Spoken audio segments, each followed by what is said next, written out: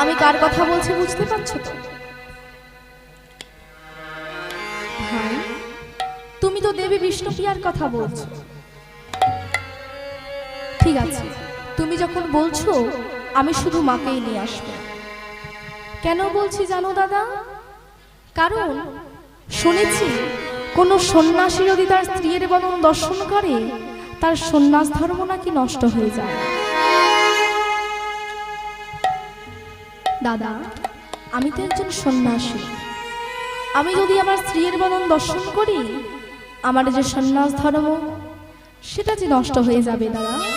তাই তো বলছি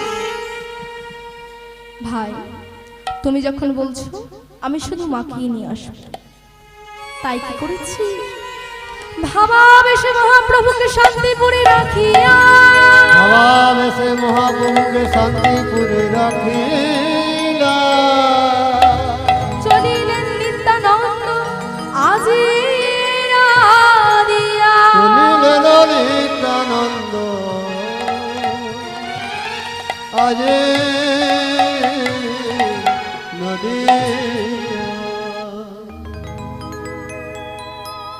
নবদ্বীপে এসে গৃহের মধ্যে প্রবেশ করে নিত্যানন্দ প্রভু চিৎকার করে বলছে, মা, ও মা, মা গো, দেখো মা, দেখো আমি এসেছি, আমি নিতাই, একবার বা গৃহ থেকে বেরিয়ে আসো। আমি যে তোমায় কথা দিয়েছিলাম ভাইয়ের সাথে তোমার মিলন করাবো, একবার বা বেরিয়ে আসো। এহেন কথা শ্রবণ করে সচিরানী আমার গৃহ থেকে দৌড়ে বেরিয়ে এসেছে। বলে, নিতাই, আমার নিমাইকে নিয়েছিস? কোথায় আমার নিমাই? আমার নিমাইকে তো দেখতে পাচ্ছি না। মা গো, আমি যে ভাইকে সেই শান্তিপুরে অদ্বৈত আচার্য প্রভুর গৃহেতে রেখে এসেছি। মা, তুমি দয়া করে সেখানে চলো, সেখানে গেলেই তুমি ভাইকে দেখতে পাবে। ওরে নিতাই, যার জন্য আমি তোকে আসতে বলেছিলাম দেবী বিষ্ণুপ্রিয়া, সে মেয়েটা যাবে না, আমার বৌমা, তাকে একবার আমি ডাকি। মা গো, দেবী বিষ্ণুপ্রিয়াকে তুমি দেখো না, ভাই যে বলে পাঠিয়েছে শুধু তোমাকে নিয়ে যেতে। মা, ভাই যখন বলেছি তাহলে তুমিই চলো মা। নেতাই, যেই মেয়েটা তার স্বামীকে আজ কতদিন দেখেনি, সেই মেয়েটা যাবে না তার স্বামীকে দেখতে, আর আমি চলে যাব? যার জন্য আমি তোকে কথা দিতে বলেছিলাম যে নিমাইয়ের সাথে মিলন করাতে, সেই মেয়েটা যাবে না, আর আমি চলে যাব? আমি যাব না। তুই চলে যা, তুই নিমাইকে গিয়ে বলে দে আমার বৌমা যদি না যায় আমি যাব না। এহেন কথা শ্রবণ করে দেবী বিষ্ণুপ্রিয়া আমার গৃহ থেকে বেরিয়ে এসেছে। মায়ের চরণ দুটি ধরিয়ে বলছে, মা গো, মা,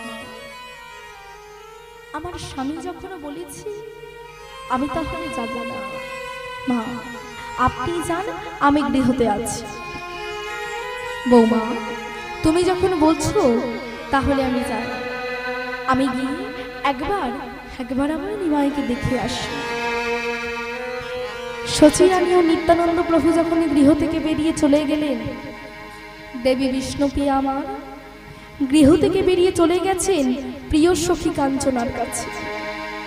সখীর কাছে এসে সখীকে জড়িয়ে ধরে বলছে, ওরে আমার মরম সখী কাঞ্চনা, আজ সকলে মিলে আমার স্বামীকে দর্শন করতে যাচ্ছে। সখী, আমি এমন এক হতভাগী যে আমার স্বামীকে আমি দেখতে যেতে পারছি না। প্রিয়া, তুই কেন কাঁদছিস? কি হয়েছে তোর প্রিয়া? বল না প্রিয়া। সখী রে, আমি কাঁদবো না তো কে কাঁদবে? সে যে আমার স্বামী। সখী, তুই ছাড়া আমার আর কে আছে যাকে আমার মনের কথা আমি বলবো? সখী, তুই ছাড়া আমার আর কেউ নেই যাকে আমার মনের বেদনা আমি বলবো। জানিস সখী, আমি যখনই 4টে যুগে এই ধরাতে এসেছি, আমি কেমন ভাবে কেঁদে গেছি জানিস? যখন আমি সত্য যুগে এসেছিলাম তখন আমি সত্য নারায়ণী ছিলাম, কিন্তু দুর্বাসার অভিশাপে আমি যে মর্তপাশিনী হয়ে গেলাম। ওরে সখী, জানিস ত্রেতা যুগে আমি কেমন ভাবে কেঁদেছি? ত্রেতা যুগে আমি যখন এসেছিলাম তখন আমি রামেরও ঘরণী ছিলাম। ওরে সখী, কৈকেয়ীর রোষে আমি যে বনচারিণী হয়ে গেলাম। ওরে সখী, দাপর যুগে আমি কেমন ভাবে কেঁদেছি জানিস? দাপর যুগে আমি যখন এসেছিলাম তখন আমি আয়ানের ঘরণী হয়েছিলাম। ওরে সখী, আমার শাশুড়ি আর ননদিনী আমাকে যে কলঙ্কের নামে লটিয়ে দিল, তাহলে বলো সখী, আমি কাঁদবো না তো কে কাঁদবে? জানিস সখী, এই কলিযুগে আমি কেমন ভাবে কাঁদছি জানিস? এই কলিযুগে আমি গর্ব নিয়ে গৌরভামিনী হয়ে এসেছি, কিন্তু আমাকে যে আজ কুলবধূ যোগিনী হয়ে যেতে হলো। বলো সখী, আমি কাঁদবো না তো কে কাঁদবে? আমার স্বামী যদি আমাকে একটিবার বলে যেত, আমার যে এত কষ্ট হতো না। হ্যাঁ, আমার স্বামী আমাকে বলে গেলে আমি কি করতাম জানিস?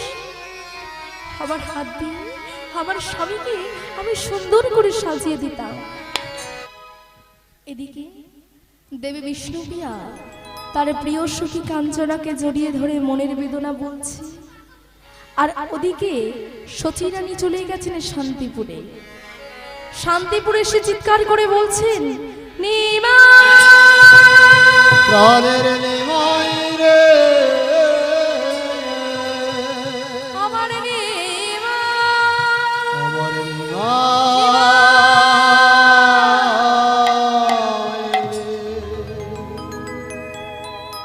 নিমাই, এ তোর কি অবস্থা?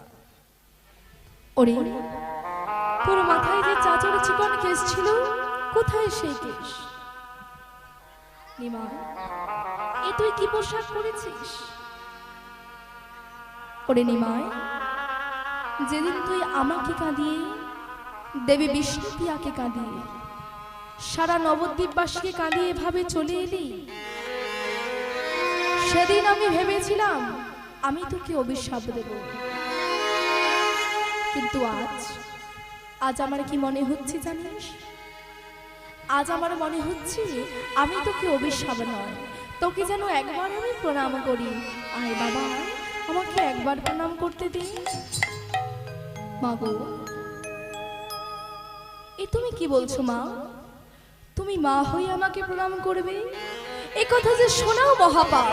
মা গো, এমন কথা তুমি বলো না মা। মা, তুমি এসো, আমি তোমাকে প্রণাম করি। আমি তো তোমার সন্তান, তোমার থেকে আমি অনেক ছোট।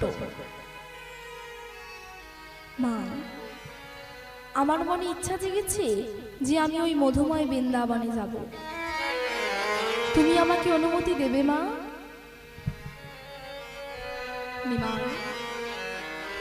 তুই বৃন্দাবনে যাবি?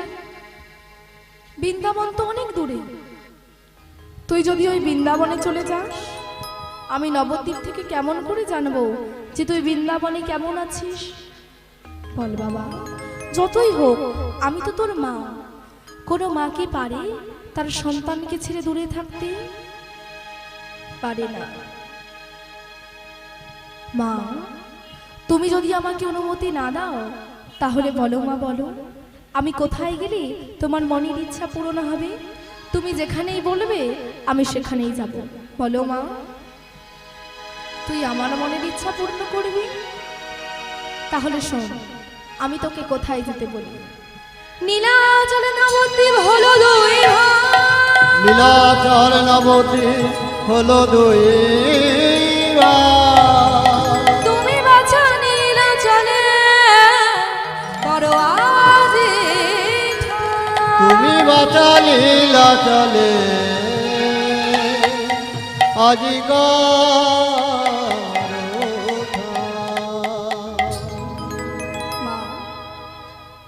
নীলাচল আর নবদ্বীপকে দুই ভাই বলছো? মাগো, তুমি নীলাচল আর নবদ্বীপকে দুই ভাই বলছো কেন? কেন বলছি জানিস? কারণ নীলাচল থেকে যখন ভক্তরা এই নবদ্বীপে আসে, আবার নবদ্বীপ থেকে যখন ভক্তরা এই নীলাচলে যায়, দেখে মনে হয় এক ভাই আর এক ভাইকে দেখতে আসে, আবার সেই ভাই আর এক ভাইকে দেখতে যায়। তাই তো বললাম, তুই যদি ওই নীলাচলের পুরুষোত্তম ক্ষেত্রে থাকিস, যখন ওখান থেকে ভক্তরা এই নবদ্বীপে আসবে, তাদের বদন থেকে তো আমি জানতে পারবো যে তুই কেমন আছিস। মা, তুমি যখন বলছো, আমি তাহলে ওই নীলাচলেই যাব। ওরে, তুই তো চলে যাবি, আমি যে তোর জন্য রান্না করতাম, রান্না করে তোকে নিজের হাতে খাইয়ে দিতাম, তুই চলে গেলে আমি কার জন্য রান্না করব? কাকে আমি নিজের হাতে খাইয়ে দেব? মাগো, আমি নীলাচলে চলে যাব ঠিকই, কিন্তু মা, আমি আজকে তোমার সামনে দাঁড়িয়ে, শান্তিপুরে অদ্বৈত আচার্য প্রভুর গৃহের সামনে দাঁড়িয়ে, সকলে ভক্তবৃন্দের সামনে দাঁড়িয়ে তোমায় কথা দিলাম, আমি ওই নীলাচলে চলে যাব ঠিকই। নীলাচলে চলে যাওয়ার পরেও আমি নবদ্বীপের 4টি জায়গায় বাঁধা থাকবো। কোথায় কোথায় জানো মা? সচি মায়ের অন্ধরে, সচি মায়ের অন্ধরে, শিবাসের অঙ্গনে, শিবাসের অঙ্গনে, রাঘবের ভবনে, ভবনে, আর নিত্যানন্দের নর্তনে, নিত্যানন্দে